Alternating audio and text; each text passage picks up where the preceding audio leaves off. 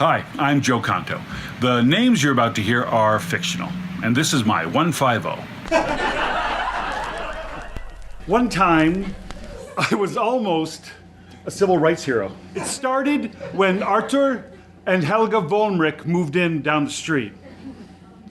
I was immediately suspicious, right? Now that part doesn't make me a civil rights hero. It might work against me, as a matter of fact. But to be fair, they did drive a Volvo. And I did see Raiders of the Lost Ark like 8 times. So, right?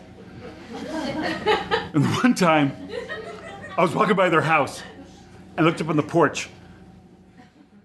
And they had a bird feeder shaped like a swastika. Yeah, and I was like, suspicions confirmed. Nazis on Parkside Drive, right? So I sprung into action and I did what I always do.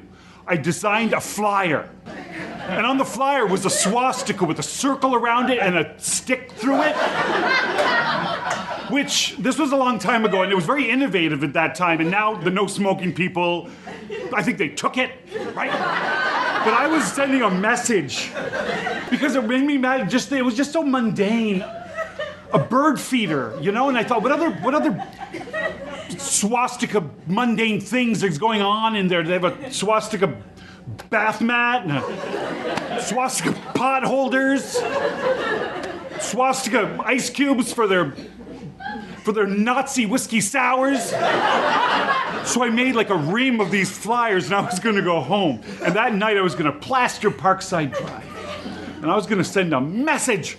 And on the way home, I look up and the wind had sort of turned the bird feeder.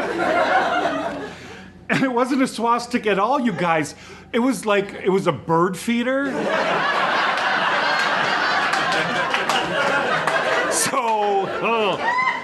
So that night, I spent that evening shredding